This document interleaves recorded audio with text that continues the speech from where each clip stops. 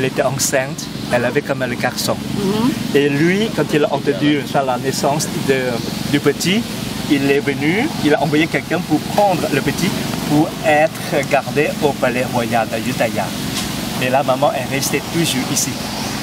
D'accord? Et puis le prince, le petit prince, il était roi après. Donc il se souvenait quand même de l'endroit où il est né. Donc il a fait construire son palais sur la ville natale de sa maman. 17e. C'est l'ère chrétienne, c'est pas l'ère bouddhique, hein, n'est-ce pas? Elle demande le nom du roi. Alors bon, devenir. celui qui de ces Prasatong, c'est le nom du roi qui a fait construire. Non, non, ça c'est Ayutthaya. Ah, il n'y a pas encore de Rama, c'est pas encore des Ramas. Non, c'est Ayutthaya d'abord, n'est-ce pas? Des autres noms, Ouais. d'autres dynasties. Et puis Ayutthaya a été détruit par les Birmans. Oui. Et puis Ayutthaya a été abandonné, ainsi que ce palais d'été. C'était abandonné jusqu'à l'époque de Bangkok. Maintenant, le roi, ça s'appelait Rama maintenant. C'est Rama IV qui a fait quand même construire un bâtiment dans ce palais. Mais ce n'était pas si autant comme ce qu'on voit maintenant. Rama V, lui, il a fait agrandir. Il a fait construire des bâtiments qu'on voit dans ce site. Et Rama V, lui, il avait beaucoup d'épouses, au moins 40 épouses. Alors dans ce cas-là, les bâtiments qu'on voit tout autour, c'était des maisons des épouses du roi Rama V. Si c'est bien renommé ou bien puissant, elles pouvaient avoir une maison indépendante. Ça dépendait de leur position. Voilà. Et puis si elles sont inférieures, elles devaient habiter avec les autres épouses du roi dans le même bâtiment. Alors bon, autrefois, c'est comme encore maintenant, mais beaucoup moins. Avant, les hommes et les femmes étaient séparés. Les femmes de la cour étaient à l'intérieur, les hommes étaient à l'extérieur. Aucun contact.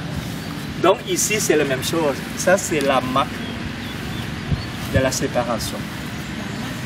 Oui. C'est-à-dire, les femmes de la cour étaient là-bas, les hommes étaient à l'extérieur. Ok, bon. Rama V, il a fait construire le 4e, c'est le sanctuaire à la Khmer, comme le temple d'Angkor. Mais lui, il a fait construire ce sanctuaire, c'est pour remercier le Dieu qui a sauvé son fils, Rama VI. Lui, il n'était pas dans le bateau qui a eu l'accident de naufrage. Parce qu'à son époque, il y a deux moyens pour venir, soit en bateau, soit en train.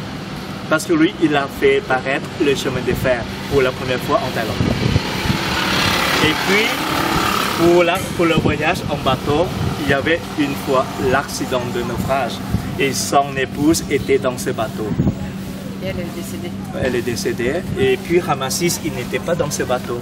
Donc, quand il a demandé l'aide au Dieu, au ciel, il devait garder sa promesse. Après, il a fait construire aussi bien le pavillon de style thaïlandais. Et celui-ci, on a fait aussi bien la copie. Pareil, où c'est exposé en Belgique en 1958. Ah oui, l'Expo universelle, oui. Et l'original de ce pavillon, c'est à Bangkok. Il est revenu à Bangkok alors? Non, il a été non. refait. Mais l'original était dans Bangkok. Et puis lui, il a fait quand même une copie ici. Et puis encore récemment, en 1958, on a fait encore une autre copie pour s'exposer là-bas. Et ça, c'est la résidence du roi, numéro 8, à un seul étage. N'est-ce pas? Et puis, quand le roi il était en prison, on devait monter le drapeau royal. Après, il y a d'autres palais, encore le chalet suisse, la tour d'observation, et après le pavillon chinois, encore des bâtiments de style occidental. On dit chez nous. Peut-être avant, c'était en bois. Dans tous les guides de la Thaïlande, c'est marqué chalet suisse. Mais dans le coin, on peut bien de l'extérieur, l'apparence extérieure, ça n'a pas l'air. Ah non. Non, pas du tout. Mais peut-être avant, c'était en bois. Comme ça.